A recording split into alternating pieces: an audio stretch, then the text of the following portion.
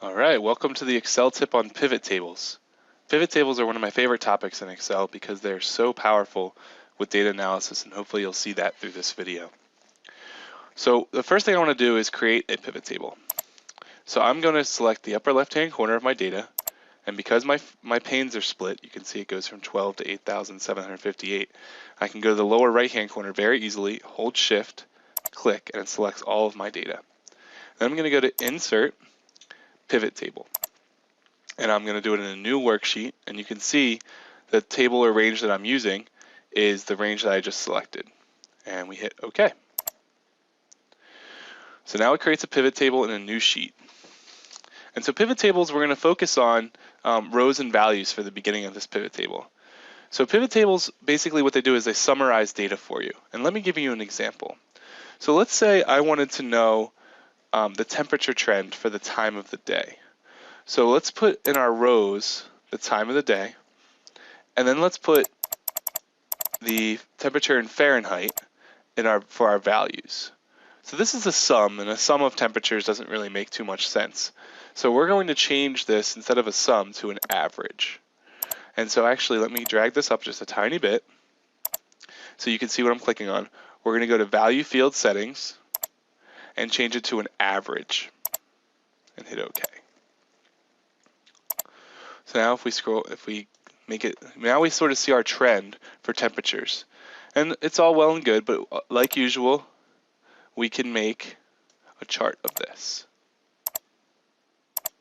So this is the trend for the average temperature in Phoenix, Arizona.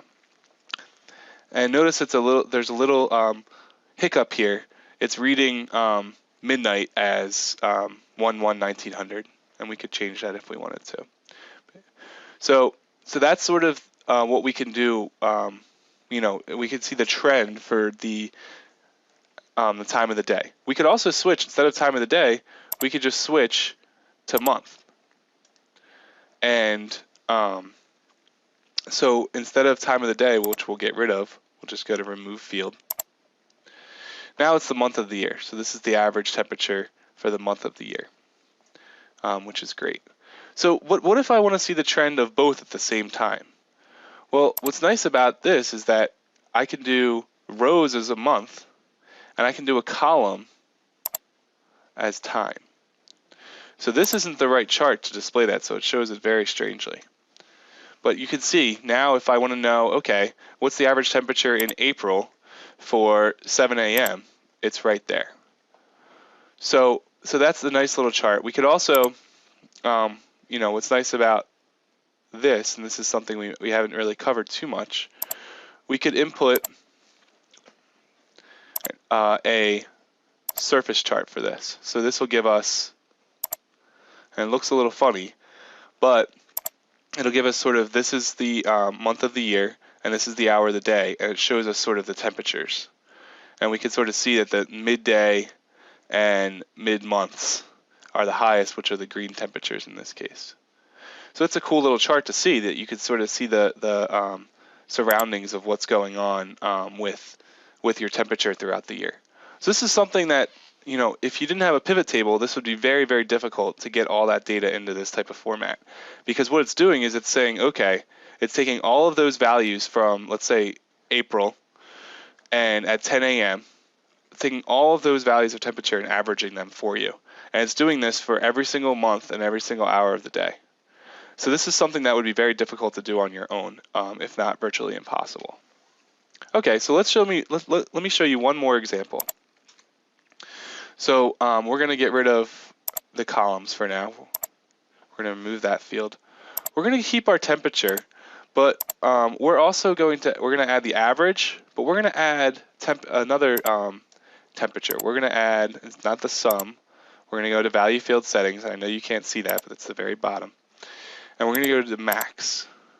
And then we're going to do the same thing, and we're going to do min. So now we have the max, the min, and the average temperatures. Let's go ahead and plot that.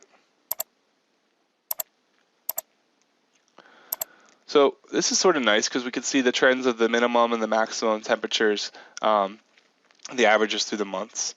and it gives us a nice little way to do that. So we can also do filters with this. So maybe we want to just filter out, if we go to day of the week, maybe we want to filter out, we only want Sundays. So then that changes the values a little bit. With temperature, this isn't very, temperature doesn't really depend on day of the week, so it's not very helpful. But hopefully you see the real power of pivot tables. We can answer lots of other questions with this, so let me show you one more. So let me show you how to, instead of temperature, let's do solar power and its trend over the months. So again, the sum isn't great. And if you're not familiar with solar power, if it's really sunny out, watts per meter squared will be higher than 1,000. And if you think about it, the sun's down for half the day, so the averages are much lower than that. So we can do the average solar power, and again we could chart this, and we see again, which is good, that in the summer times, especially June, we have the highest amount of solar power hitting the Earth's surface. We could do this. We could add wind speed in here maybe. So maybe we do the average of wind speed. And the charts, maybe the problem is with this chart is it's showing the solar panel, and that's much higher than the wind speed. But we could add another chart, which is just the average of the wind speeds.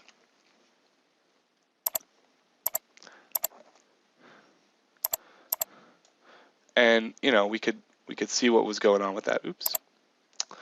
So that's sort of the idea behind the pivot tables and pivot charts. So hopefully the main idea behind this is that what this is doing, let's just take this one more time, one more example, and I'll talk about it. How this is getting the average wind speed for the first month of the year is it's looking for, it's for all the values that have a month value of 1, it's averaging all those wind speeds. And then it does the same thing for 2, and that's the value. Same thing for 3, for month number 3, and that's the value. So this is something that would be really hard to do with just plain formulas, but can show you lots of different trends and ideas, and is a great way to analyze data.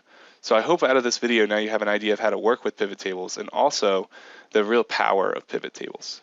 Thanks for watching.